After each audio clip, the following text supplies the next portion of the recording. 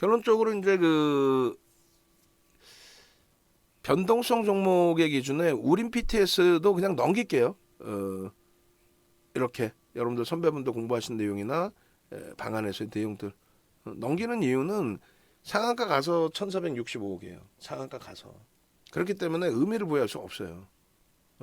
개별 매매 기준 그것에 대한 교육이나 이제 뭐 그런 내용은 잡아드릴 수 있어도 이거를 이제 매매 사인을 드리기에는 버겁습니다. 다만 이제 조금 전에 도서 나눠드렸으니까 우린 PTS 같은 종목에 이렇게 상승 장악형의 기준에 설정 범위 이게 이제 뒷부분에 대형주에도 나올 거예요. 이런 그 상승 장악형이 형성되고 그러고 나서 그 이후에 추세, 수익 이런 부분들 뭐 다 잡아 가실 수 있으면 되겠죠.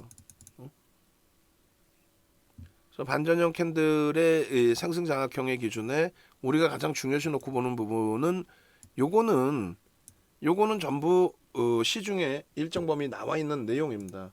저 내용에 대해서 의미를 부여하는 거는 제한적이에요. 저 내용에 대해서.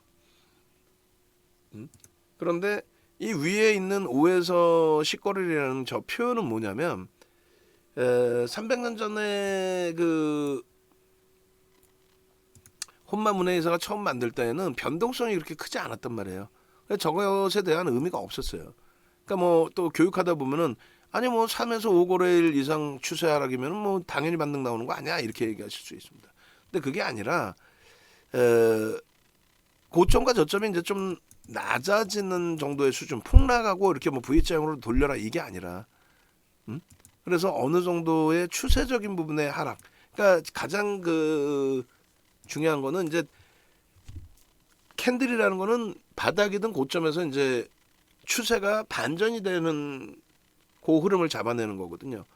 그래서 수백 가지 패턴 중에서 별 3개짜리 패턴이 우리는 4대 천왕 캔들이라고 4가지만 총 7가지 중에 4가지만 배우는데 7가지 중에서 추세 지속형은 하나뿐이 없어요. 동일 흑삼병형이라고 그래가지고 음봉이 같은 위치에서 이렇게 3개가 나오는 음봉 이거를 우리는 동일 흑삼병형이라고 그래서 별 3개짜리 추세가 지속된다고 합니다. 추세 강화 이건 윤정두가 정하는 게 아니라 전체가 다 기준을 잡았을 때 300년 된 패턴 기준에서 별 3개짜리 나머지는 전부 반전이에요. 반전인데 이렇게 짝짓기가 되는 애들 4가지만 모은 거란 말이에요. 나머지 2가지 애기제비 감축형 그 다음에 전서구형은 바닥에서만 뜹니다. 그리고 애기제비 감축형은 굳이 알 필요가 없어요. 이해만 하면 되고 전서구형은 상승 잉태형이랑 똑같이 기준이 잡히는데 상승 잉태형은 이제 그 바닥에서 음봉 이후에 몸통 안으로 들어오는 조그만 양봉이 떴을 때 기준이고 전서구형은 음봉입니다. 어찌됐건 우리는 이 4대 천왕 캔들을 배우는데 이 4대 천왕 캔들의 전제 조건 어디서 뜨느냐 바닥이든 고점이든 어디서 뜨느냐 그 전제 조건이 명확해야 된다. 그러니까 이런 이 모양은 전 세계적으로 똑같죠. 왜 혼마가 만들어서 일본에서 혼마 문해회사가 만들어서 사용하다가 80년대 중후반에 스티븐 니슨이라는 분이 전 세계적으로 뿌렸거든요. 그래서 전 세계가 공통적으로 써요. 응? 근데 상승 장악형이나 상승 장악 확인형은 그래서 모양새가 다 똑같습니다. 뭐 다르질 않아요. 똑같아요. 근데 그 전제 조건이라는 기준이 있어야 될 거냐. 어떤 기준이 될까? 그 기준이 이 내용은 시장에서 나오는 거예요. 아까 보신 이 내용이 뭐냐면 아까 보신 그 그림에 대해서 설명을 해놓은 거예요.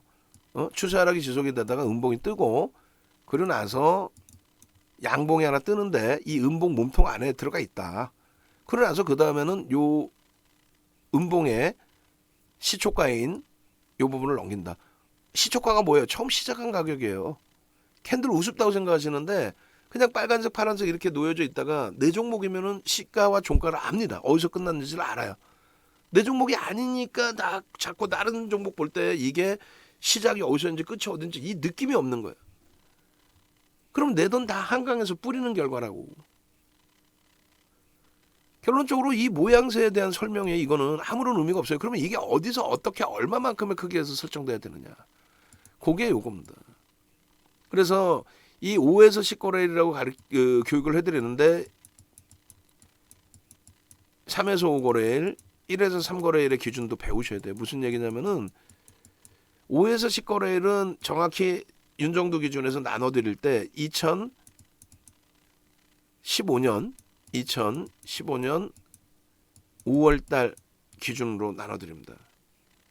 2015년 6월 죄송합니다. 2015년 6월 2015년 6월의 기준이 뭐가 되냐면 상한가 하한가의 제도가 15%에서 30%로 확장됐을 때예요. 2015년 6월.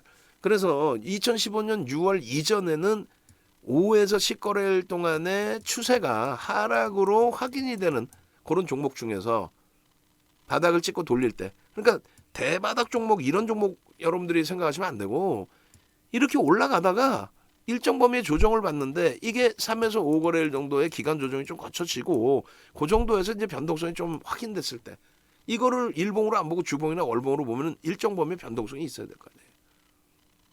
그래서 여기서 돌릴 때 여기를 바닥인 식으로 잡니다. 물론 대바닥에서 그렇게 나오는 종목도 있지만 장이 좋을 땐 그러면은 뭐 어떤 종목을 잡으려는 거야? 장이 좋을 때 폭락하고 있는 종목을 잡으려는 거야? 아니잖아요. 장이 좋을 때 쭉 가다가 쉬어가는 종목에서 잡을 수 있다는 거죠. 또 각도가 이렇게 올라가다 이런 각도여야만 되는 게 아니고 올라가다가 추세적으로 조금 조정을 받았다 이런 기준이라는 거예요. 그래서 5에서 10거래일은 추세적인 부분을 얘기하는 거고 그 정도의 눌림폭에 주봉이나 월봉으로 봤을 때 묶었을 때 그 변동성 전체 크기의 변동성이 일정 범위가 형성돼 있으면 된다. 근데 그게 상한가 제도가 2015년 6월에 바뀌니까 30%로 그래서 3에서 5거래일이면 되겠다. 변동성의 크기를 얘기하는 겁니다. 그러고 나서 1에서 3거래일은 언제 기준이 잡히느냐라고 했을 때 2020년 1월 2일 날 거래대금이 4조 5,600억이었어요. 유가증권 시장 전체가 4조 5,600억. 근데 그게 거래대금이 얼마큼 늘어나냐면요. 2021년 1년 만에 2021년 1월 11일 날 1년 만에 44조 4천억. 10배 가까이 늘어납니다. 변동성은요. 어마어마하게 커졌겠죠. 변동성이 어마어마하게 커졌겠죠.